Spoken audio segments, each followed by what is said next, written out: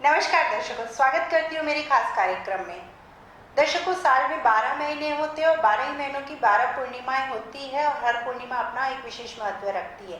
लेकिन शारदीय नवरात्र के बाद आने वाली शरद पूर्णिमा का कुछ खास महत्व है। चलिए आज हम जानते हैं आखिर ये महत्व क्या है। शरद पूर्णिमा के दिन माता लक्ष्मी का जन्म हुआ। जी हाँ, समुद्र मंथन के दौरान जब माँ लक्ष्मी प्रकट हुई तो वो दिन खास दिन शरद पूर्णिमा था। साथ ही साथ द्वापर युग में जब भगवान श्री कृष्ण ने जन्म लिया तो राधा रानी भी लक्ष्मी के रूप में अवतरित हुई। तो जब दोनों की रासलीला का आरंभ हुआ तो वो दिन भी खास शरद पूर्णिमा का था।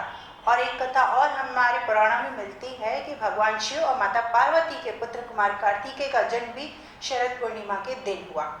और सबसे खास बात ये है कि इस दिन माँ लक्ष्मी खुद धरती पर विचरण करने आती हैं।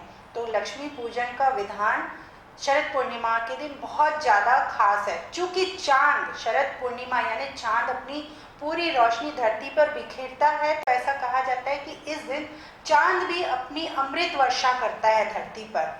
तो चांद और लक्ष्मी दोनों की पूजा का विधान है। माँ लक्ष्मी धरती पर विचरण करती हैं और चांद अपनी रोशनी बिखेरता है।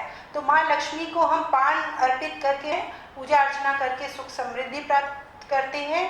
और चांद, चूँकि इस दिन चांद में खास बात इस दिन ये होती है कि इस दिन चांद अपनी 16 कलाओं से परिपूर्ण होकर धरती पर अमृत की वर्षा करता है। और इस अमृत रूपी वर्षा को प्राप्त करने के लिए विशेष तौर पर तैयार की गई चावल, खीर, मखाने और पंचमेवों से खीर का प्रसाद बनाकर चांदी के बर्तन में चांद की रोशनी के नीचे रखा जाता है।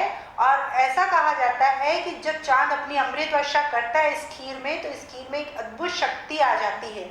और दूसरे दिन जैसे ही हम इस खीर का प्रसाद ग्रहण करते हैं तो इस प्रसाद को खाने से हमारे शरीर में कई रोगों का नाश तो होता ही है, साथ ही साथ कई रोगों से लड़ने के लिए हमारे शरीर में की जो रोग प्रतिरोधक क्षमता है वो कई गुना बढ़ जाती है।